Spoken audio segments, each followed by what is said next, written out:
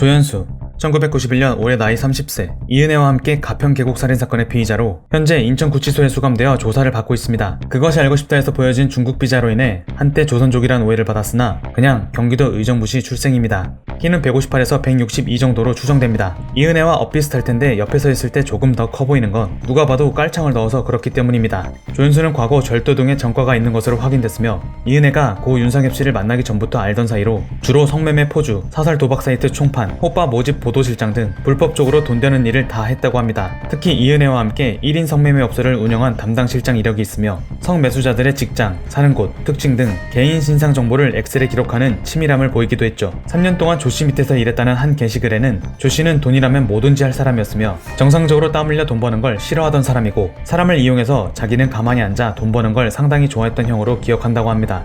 최근 추가된 제보에 의하면 그들은 단순 내연관계였다기보다는 무언가 더 얽힌 모종의 관계를 보이는데 이미 여러 곳에 공개된 둘이 주고받은 편지의 내용을 보면 거의 영혼의 단짝처럼 보이지만 사건에 관련된 모든 제보자들의 공통된 의견은 이은혜는 조현수를 좋아하지 않는다라는 것입니다. 어떤 이유에서인지는 아직 밝혀지지 않았지만 이은혜 입장에선 조현수를 가장 못 믿어하고 가장 의심을 하고 불신을 한다고 합니다. 그래서 그 엽서 내용을 살펴보면 실질적으로 조현수가 원했던 부분들은 거의 하지 않았던 것 같습니다. 2021년 6월 10일 조현수는 자신에게 가평 계곡 사건의 피의자 지칭 또는 과거 불법업소 발언 등을 했던 네티즌들을 무더기로 고소하였습니다. 당시엔 고 윤상엽 씨의 죽음이 단순 변사로 종결된 상태에서 여러가지 의혹들이 제기되었던 시점이기에 가능했던 일이죠.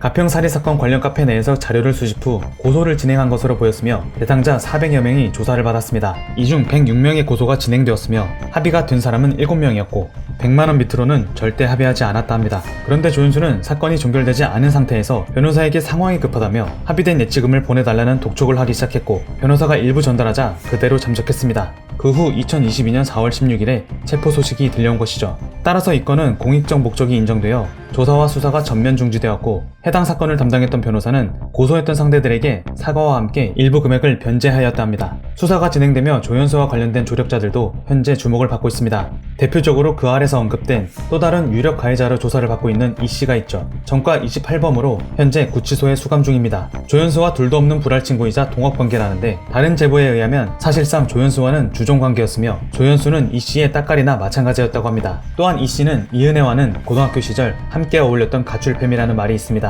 조현수가 주도했던 보거 독사건과 낚시터 살인 미수 사건 이전에는 이은혜와 이씨가 살해 모의를 하였다고 합니다. 그러니까 이씨가 하던 일을 조현수가 인계받은 셈이죠. 이씨는 가평 익사 사건 이후 한 술자리에서 자신의 지인에게 이런 말을 했다 합니다. 말하면 안 되는데 이거 진짜 알면 안 되는데 이은혜가 윤상엽을 담그려고 한다 라며 운을 띄기 시작했고 이은혜가 보험을 들어놓고 그 보험금을 타먹으려고 조직적으로 보험 사기를 치는데 그래서 그 남편도 죽였던 거야 라는 말을 끝으로 엄청나게 웃었다고 합니다.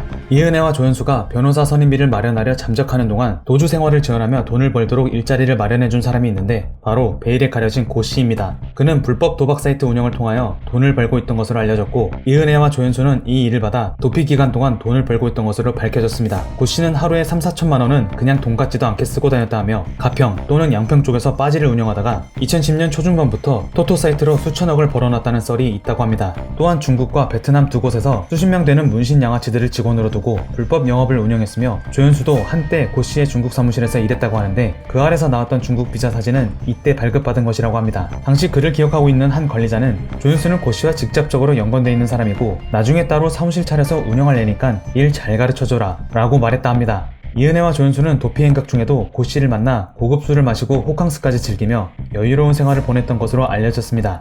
고 씨는 자기 밑으로 바지 사장이 10명 정도는 항상 대기 중이다 라는 말을 자주 하고 다녔다 합니다. 자신에 대한 수사망이 좁혀져 오더라도 바지 사장이 잡힐 것이고 자신은 안 걸리게 설계해 놨다며 세상 누구도 자신이 총책이라는 것을 모를 거라고 말이죠. 한편 지난 1월부터 이은혜를 3번 정도 만나며 물심양면 도왔던 배 씨는 이은혜와 중학교 동창입니다. 모든 사정을 다 알고 있고 모르는 게 없을 정도며 이미 이은혜의 도주 계획을 알고 있었다 하죠. 특히 가평 계곡 살인 사건 이후 이은혜가 택배업체에서 일을 할 수 있도록 자신의 이름과 계좌 명의를 빌려주기도 했습니다. 배 씨는 이은혜, 조현수가 공개 수배되기 전까지는 도주 중인 걸 몰랐다고 해명하며 현재 처벌받을까 두려워하고 있다고 합니다. 계곡 살인 사건의 진실 찾기는 이제부터가 시작입니다. 이은혜와 조현수는 현재도 침묵을 지키며 변호사의 조력을 기다리고 있다고 합니다. 이것이 어쩌면 그들이 구상한 마지막 설계일지도 모르죠.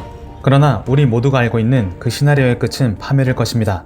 앞으로도 세상의 모든 소리 소문을 심도 있게 파악하여 여러분 앞에 전달드리겠습니다.